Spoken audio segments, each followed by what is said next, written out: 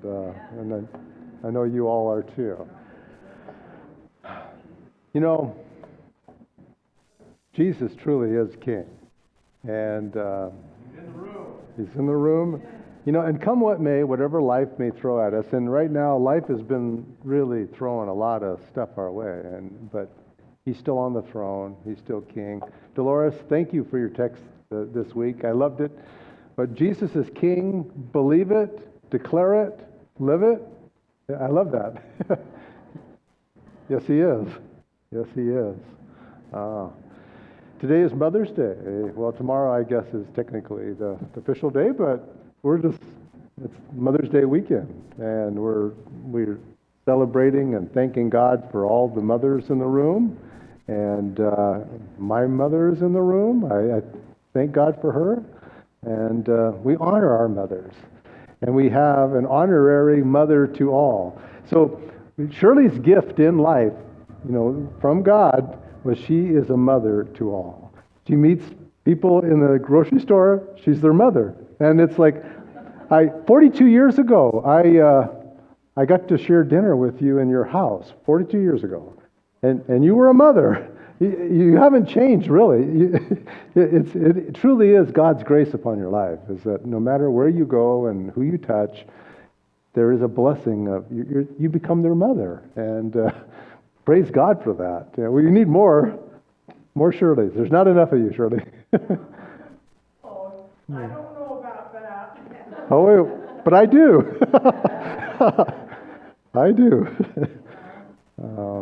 No, we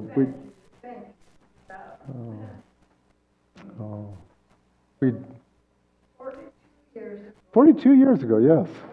I was in college and I came up for the summer.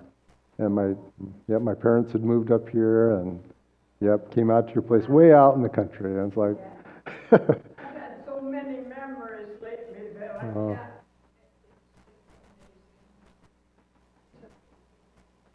A lot of good memories. I was looking at Micah up there with his mother. Yeah. I prayed for that boy to get in her womb. Yeah. I mean that. Yeah. Literally. Yeah. And God heard and Micah and Matt, the miracle twins. I'll never forget. I love them so much. Amen. I love them all. Amen. Oh. Well, everyone here is a miracle in some way, shape, or form. Life is a miracle from God, and I just praise Him for it. Today we're going to be going back into the Gospel of Mark. We've been doing a series on Mark, and so we're going to be looking at the last passage in Mark chapter 2 and the first one in Mark chapter 3. And it is, I think, in many ways, incredibly pivotal to the gospel story. And I'm going to unfold why that is. But we're going to be taking a look at the subject of Sabbath, but Sabbath in a way perhaps that we've never really, some of us have ever really thought of before. But so I want to take a look at this passage. Let's just read it. And I love God's Word, the story, the power of it. And so let's just start with Mark chapter 2. We're going to begin in verse 23, and we're going to go into chapter 3. Verse 23, one Sabbath, he was going through the grain fields, and as they made their way, his disciples began to pluck the heads of grain. And the Pharisees were saying to him, "Look, why are they doing what is not lawful on the Sabbath?" And he said to them, "Have you never read what David did when he was in need and hungry, he and those who were with him, how he entered the house of God in the time of Abiathar, the high priest, and ate the bread of the presence, which is not lawful for any but the priest to eat. And he gave it to those who were with him also. And he said to them, the Sabbath was made for man, not man for the Sabbath. So the Son of Man is Lord even of the Sabbath." Chapter 3, verse 1. Again, he entered the synagogue, and a man was there with a withered hand. And they watched Jesus to see whether he would heal him on the Sabbath, so that they might accuse him. And he said to the man with the withered hand, "Come here." And he said to him, "Is it lawful on the Sabbath to do good or to do harm, to save life or to kill?" But they were silent. And he looked around at them with anger, grieved at the hardness of their heart. And he said to the man, "Stretch out your hand." And he stretched it out, and his hand was restored. The Pharisees went out and immediately held counsel with the Herodians against him, how to destroy him. Quite a story here. Quite a story. So the context here is that Mark is the shortest of all the Gospels, but he's very direct.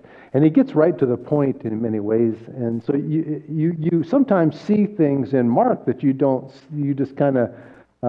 put together. But Mark is sharing this growing and escalation of conflict with the Jewish leaders. And so we read several weeks ago, and we took a look at the calling of Matthew. And so he was a tax collector. And the Pharisees and the religious leaders did not approve of who Jesus was hanging out with, who he was having dinner with. And they criticized him openly for it, that he's associating himself with tax collectors and sinners and prostitutes and all the people that they don't approve of. And so he comes under criticism for that. The next passage in that is that they continue to criticize Jesus not for what he does, but for what he doesn't do. And there's open conflict there. They criticize him for not fasting, as the Jews do. So the Jews, I believe it was Monday and Thursday of every week, they would fast. And John the Baptist, whom they were openly critical of as well, but he and his disciples also fasted. But Jesus does not. And so they criticize Jesus for that. And so then when we come to this climactic moment of this escalating conflict, and it finds its center in the observance of Sabbath. Now, that last verse in particular, a man's hand was restored. And what was the Pharisees' reaction to that? It says they immediately went out and they held counsel with the Herodians against him, how to destroy him. They immediately resolved, we're going to kill him. We're going to kill him because he's breaking the Sabbath.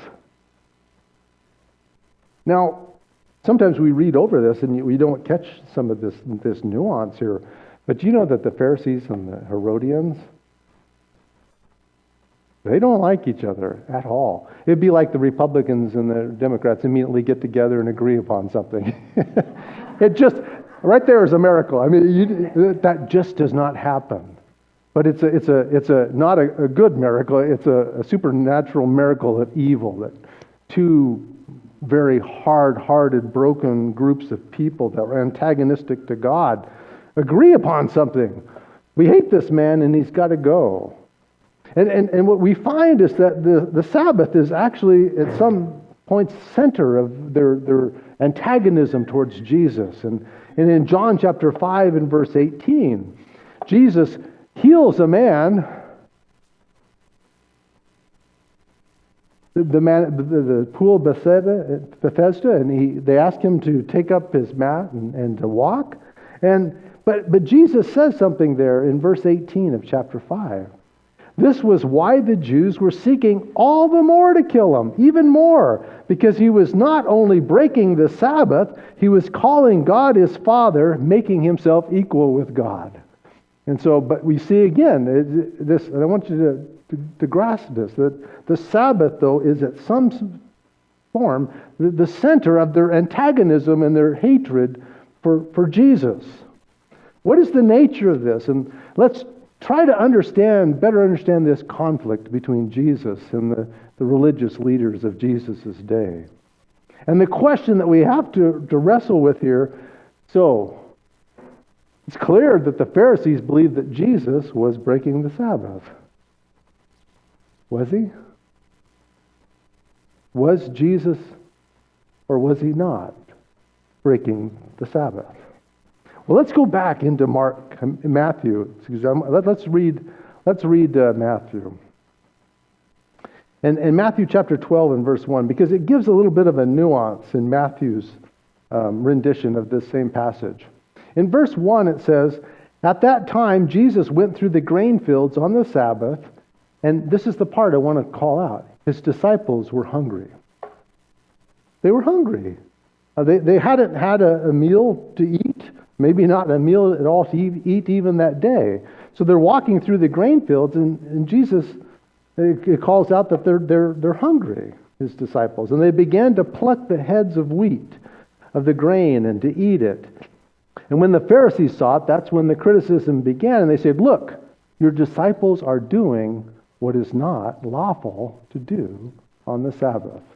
Now, I have a picture of wheat here, and most of us, we grew up in wheat country, and so we're familiar with what wheat looks like and whatnot. Who has grabbed heads of wheat and threshed it in your hand, and you get the kernels and have eaten it, chewed on it? Oh yeah. Good eating? Not very. I did this as a child, and I haven't done it since. That tells you how good eating it was. It's not at all. You chew and you chew and you chew, and then it becomes like gum, and you chew and you chew, and it's got all the husk, still the wrapper, and not a pleasure. But but they're hungry, so that they're eating it, and that's what I want you. It's not like they're feasting; that they're hungry. So they're plucking the heads of grain to eat as they go through the fields. So are the Pharisees right? Is Jesus and the disciples breaking the law by doing this? Well, it kind of comes down to this question of what exactly constitutes work. Now, in Exodus chapter 20, the passage of the giving of the 10 Commandments, the 10 words upon Mount Sinai, and most of us, if you've grown up in a Sabbath background, of course, you know this verse by heart, by memory. And God speaks from the mountain and he says, "Remember the Sabbath day to keep it holy." And he says, 6 days you shall labor and do all your work. But the seventh day is a Sabbath to the Lord your God.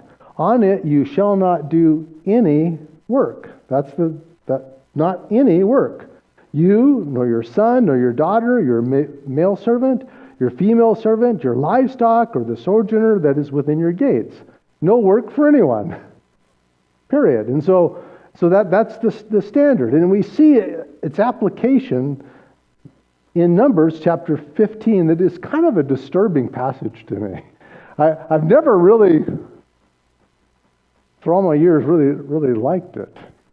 So let's just read it, because we see the application of Exodus chapter 8 lived out. In verse 32 of Numbers 15, it says that while the people of Israel were in the wilderness, they found a man gathering sticks on the Sabbath day. And those who found him gathering sticks brought him to Moses and Aaron and to all the congregation.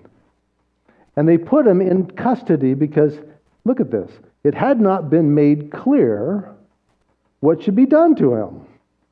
And the Lord said to Moses, "The man shall be put to death.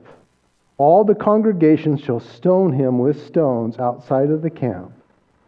Then it says that all the congregation brought him outside the camp and stoned him to death with stones as the Lord had commanded Moses. What do you think about that? It's pretty harsh, and especially for something that had not been made clear yet, right? He didn't understand the ramifications of what he was doing, right? There was no grace given. They take him outside the camp and they stone him. So this is the application. This is how the Pharisees are reading the Sabbath and the Sabbath laws. And so when Jesus is walking with his disciples through the fields, and the Pharisees are, wherever Jesus goes, they go, and they've got their notebook out, and they're taking notes and criticizing. And the disciples are taking heads of wheat, and they're threshing it. Is that more or less work than picking up sticks?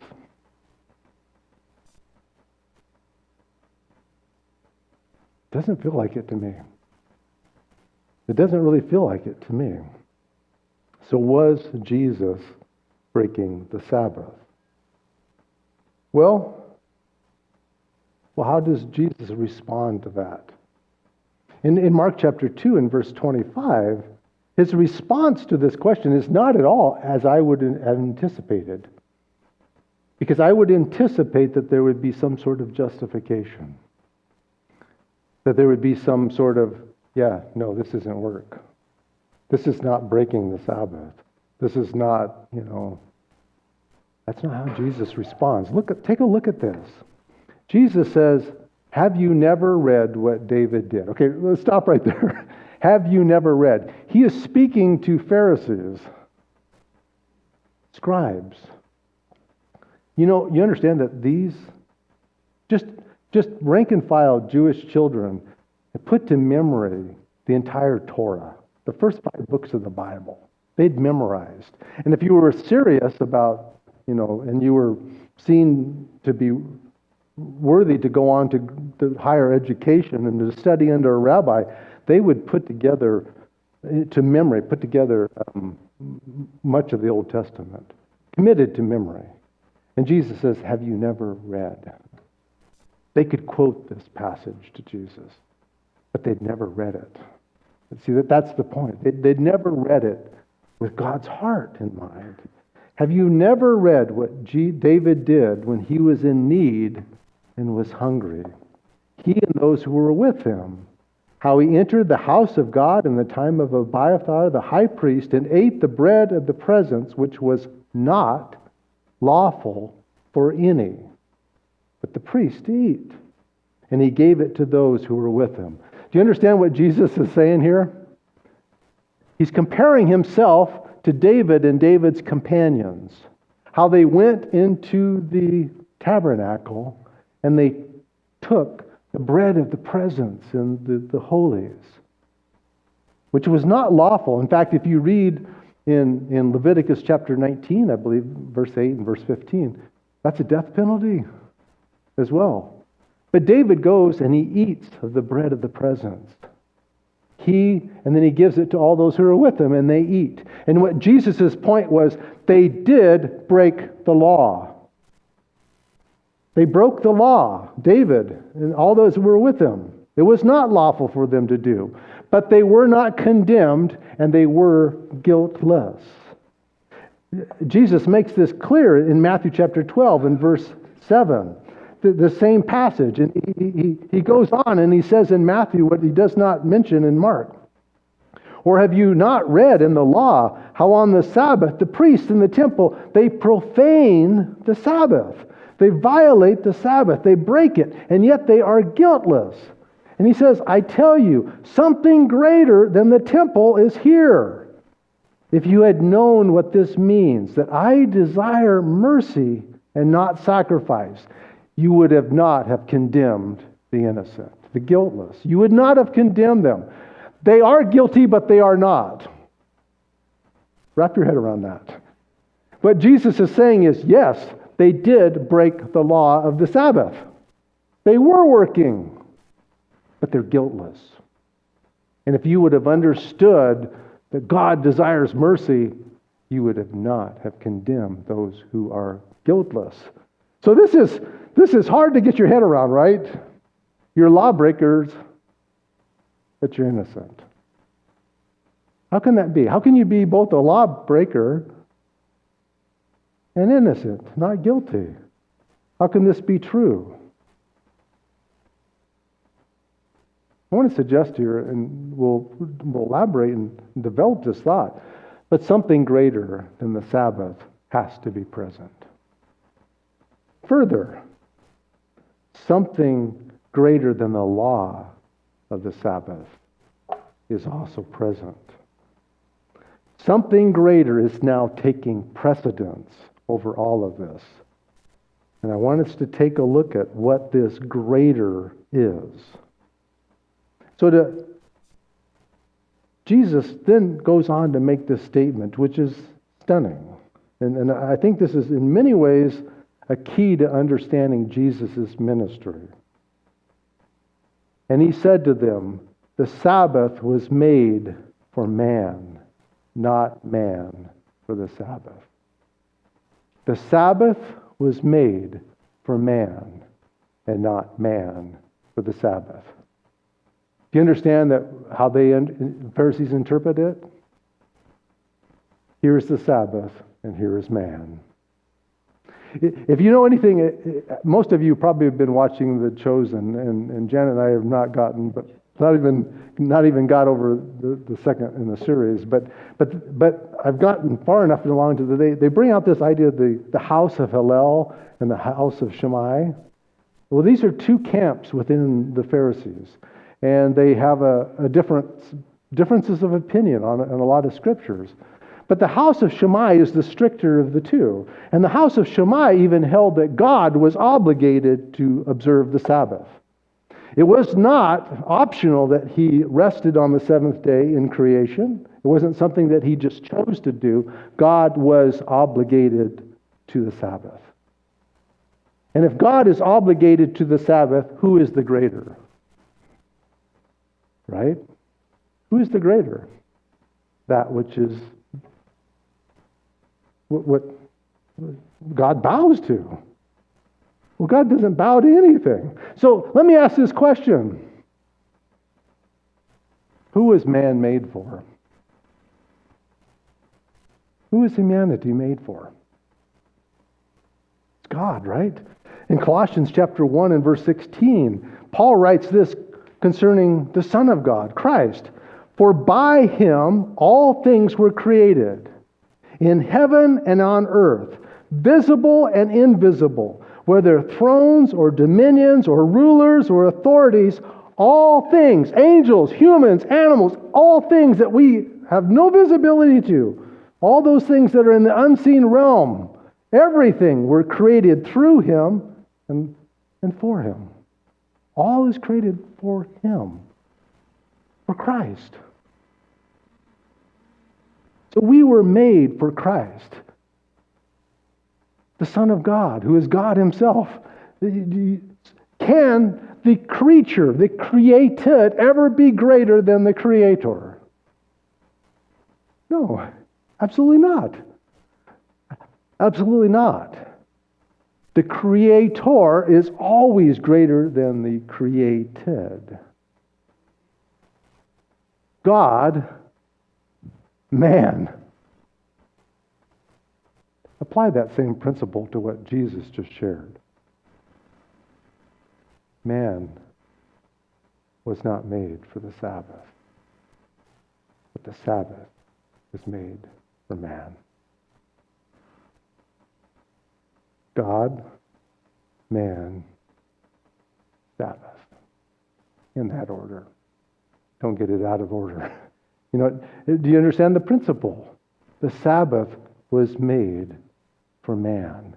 Therefore, the Sabbath is lesser than the man. And we forget that, especially as Sabbath keepers. We forget that. And we ought not. The lesser is never greater. What is made for something can never be greater than what it was made for.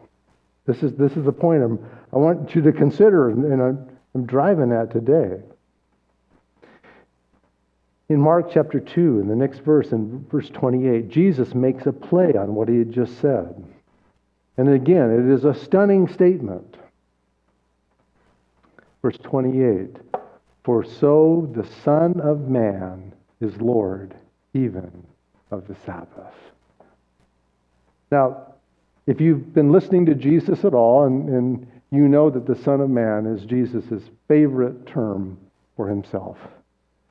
He just said that the Sabbath was made for man. Therefore, the Son of Man is Lord even of the Sabbath. He's taking authority over the Sabbath. He is pronouncing himself not only is man greater than the Sabbath, therefore man is greater than the law of the Sabbath. Those two go hand in hand. And then he pronounces himself as that is not enough. I am the Lord of the Sabbath. Now, you can imagine that this doesn't go over real well probably with his audience. The Pharisees do not like that word at all. And we continue in Mark chapter 3, and Mark puts these two together, and so do Matthew and Luke. These two accounts are back to back because they belong together logically, thematically. And so in Mark chapter 3, it says he entered the synagogue, and a man was there with a withered hand, and they watched Jesus to see whether he would heal him on the Sabbath so that they might accuse him. Okay, so they're watching. They know that Jesus heals everyone that seems to come into his presence that has a need. And it's the Sabbath day, and they're in the synagogue, and they're looking and waiting to pounce. Now, the Pharisees and the scribes, they both held that to heal was to work on the Sabbath. To heal was a work. And the command is not to work on the Sabbath. And they would state that it takes a great amount of work to heal the human body. So did Jesus work on the Sabbath? Again, I would expect Jesus to take a different approach, but he doesn't. And so in Mark chapter 3, in verse 3 to 5, he says, to the man with the withered hand, he says, come. And he said to him, then he speaks to the audience and he says, is it lawful on the Sabbath to do good or to do harm, to save life or to kill? And the entire audience is just silent. Just silent. And it says that he looks around at the audience and he was angry and he was grieved specifically at their hardness of heart. And he says, stretch out your hand. And he stretched it out, and the hand was made whole by the work of God. By the work of God. Back in John chapter 5, after Jesus heals the man at the pool of Bethesda, they confront Jesus for doing so and for asking the man to take up his bed and to walk. And Jesus' response to this question of working on the Sabbath, this is interesting. His response is, my Father is working until now, and I am also working. Jesus did not dispute in one shape at all whether this was work or not. He is openly admitting it is work. My Father is always working, and I am working. Jesus is not disputing that he broke the Sabbath law. He did. He worked. So again, we're back at this question again. Well, does that make Jesus a lawbreaker? Or is something else at play here? The key question there is it lawful on the Sabbath to do good or to do harm, to save life or to kill? There's a greater precedence. There's a greater law that's in effect here. Do you remember the question in Matthew chapter 22 and verse 36? That a scribe comes to Jesus and he says, Teacher, what is the great commandment in the law? And do you remember what Jesus' response to that was? He tells him, he says, you shall love the Lord your God with all of your heart, with all of your soul, and with all of your mind. This is the great and first commandment, to love God. But he continues and he says, a second is like unto it. You shall love your neighbor as yourself. Love. Love God. Love humanity. Your neighbor. Love. Love is the higher commandment. Love is what takes precedence over the Sabbath law. Love is what allows Jesus to work on the Sabbath, to break the Sabbath law, but be guiltless.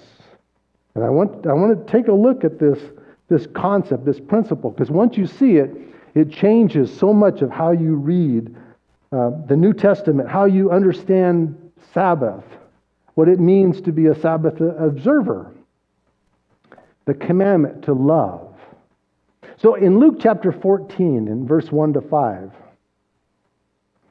this is another passage I want to take a look at, and I want you to apply this to this principle. It says that one Sabbath, when he went to dine at the house of a ruler of the Pharisees, they were watching him carefully. Same thing, same scenario. And behold, there was a man before him who had dropsy. And Jesus responded to the lawyers and the Pharisees, saying, "Is it lawful to heal on the Sabbath or not?" But it says they remained silent. Then he took him and healed him and sent him away. And then he speaks to them and he says, "Which one of you, having a son or an ox that has fallen into a well on a Sabbath day, will not immediately pull him out?" So that condition, dropsy, the Greek word is hydropikos. It's literally water drowning in water. It's when the body is not able to take care of water. And so there's a swelling. This is what Carla was. This man has dropsy. And it is incredibly painful. And it's interesting that Jesus looks at this man and has compassion. He loves him and he heals him.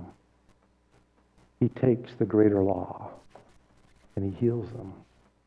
The Pharisees, they can only see the lesser. And their hearts are hard and they do not understand the nature of humanity that was created in the image of God and the preciousness of that gift. And they look and they're critical. And Jesus calls them on it and he says, "Which one of you, if you had a son and he fell in a well and he's drowning in the water, which one of you would not reach down and save your son out of that well?" And he's saying, I have a son that's here today that is drowning in the water of his body, and you will not lift a hand to help him. Not only that, but you condemn the one that can heal him. And he's angry about it. I want you to see that there is a higher law. There's a higher law in effect, and it's the law of love. Man, the Sabbath was made for man. Don't get that out of order. Everything gets out of balance. In Luke chapter 13, verse 15 and 16, then the Lord answered him, "You hypocrites! Does not each of you on the Sabbath untie his ox or his donkey from the manger and lead it away to water it? And ought not this woman, a daughter of Abraham, who Satan has bound for 18 years, be loosed from this bond on the Sabbath day?" Another passage. A woman has not been able to straighten her back. You can imagine the pain of living in that position for 18 long years. And Jesus has love and compassion. And yes, he breaks the Sabbath. But he's keeping the higher law. And therefore he is guiltless. I understand this. In John chapter 5, verses 3 to 5, in these lay a multitude of invalids. They're gathered around the pool of Bethesda. Blind, lame, paralyzed. One man was there who had been an invalid for 38 years. Wrap your mind around that.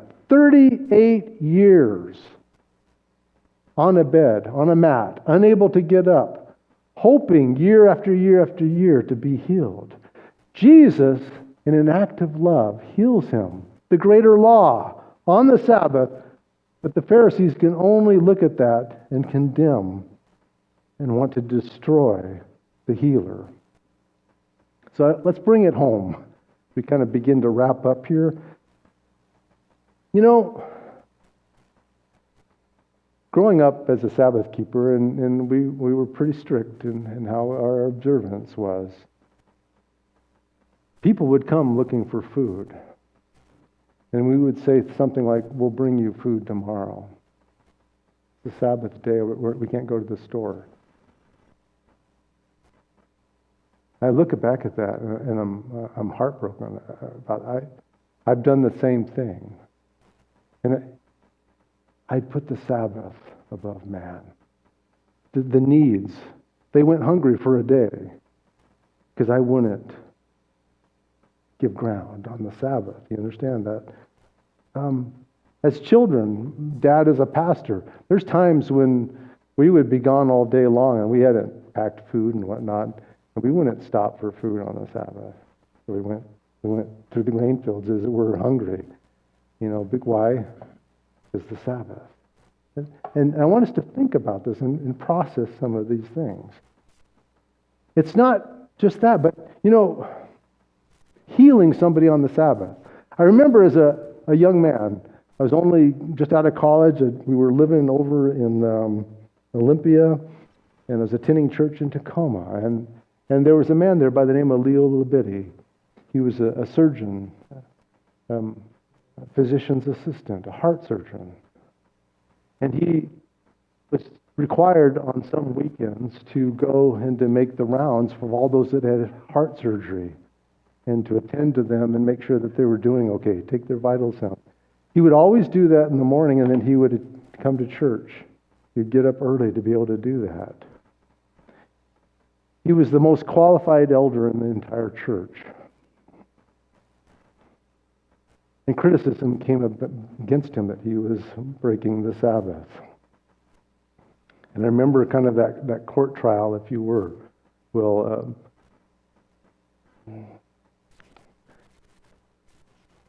he resigned rather than be divisive. He didn't change. He continued to serve in the church and attend. He was amazing. But he resigned as an elder. And a 23-year-old kid, 24-year-old kid took his place. That was me. And I think back at that. And it grieves me that we were so hard of heart, that we didn't understand. We'd placed the Sabbath above, and we'd missed the greater law of love. And Jesus sums this up. And he asks them, he says, and if you had known what this means, that I desire mercy and not sacrifice.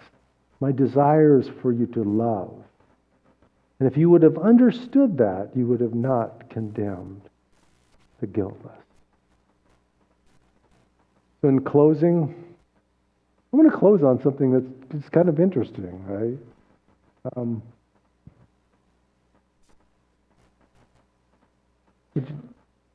What is up with that man in Numbers that was stoned to death for picking up sticks?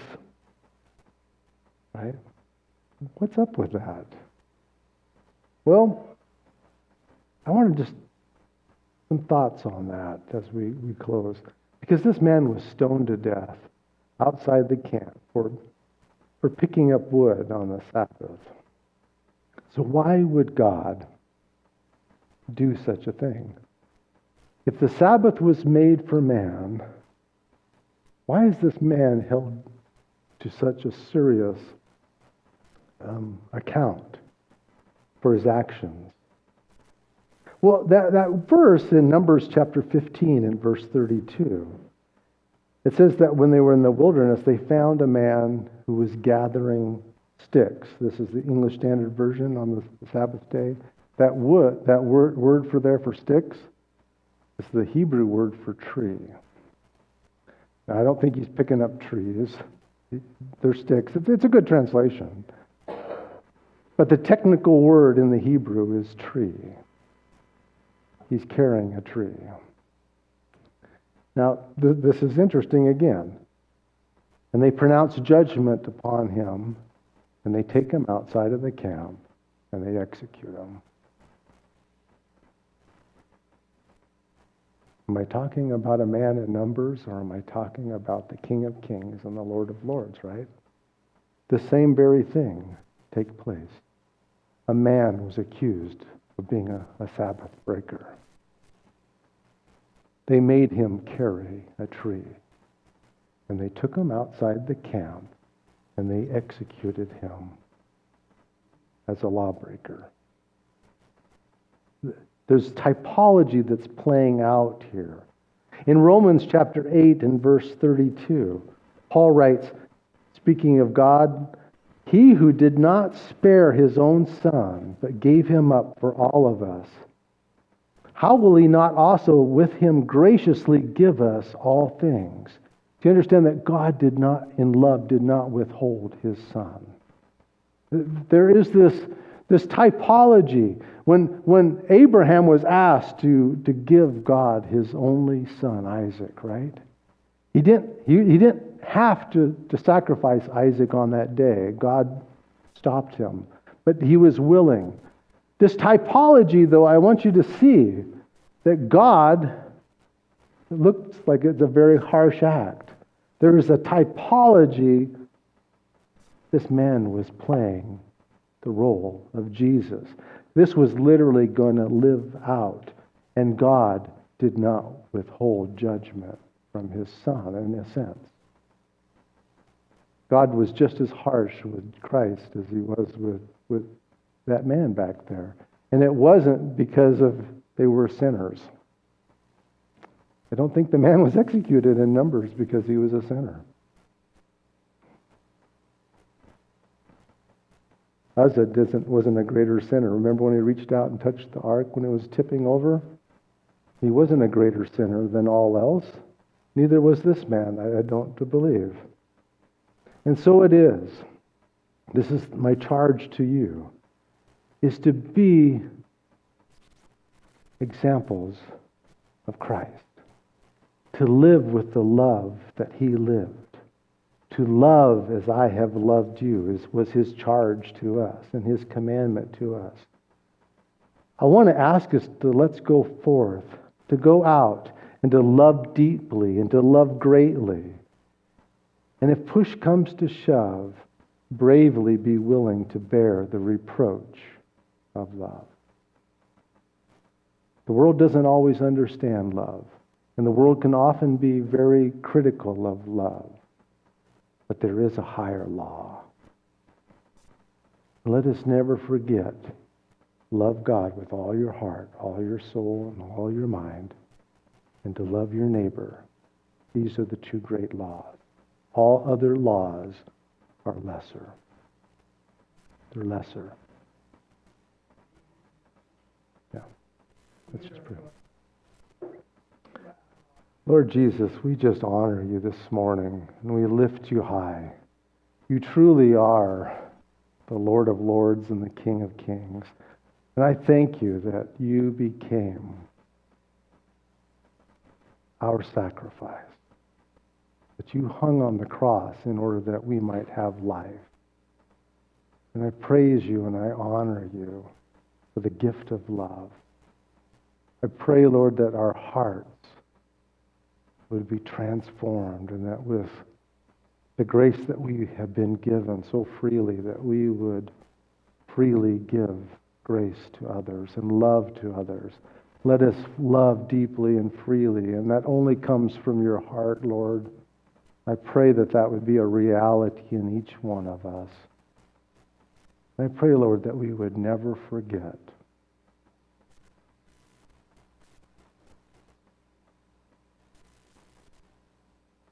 never ever forget, Lord, that you are our standard. That you are the pattern for what we are to be. I pray that our hearts would be transformed with love completely. And I praise you and honor you. And until that day when the trump sounds,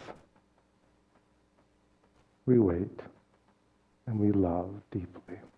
Amen.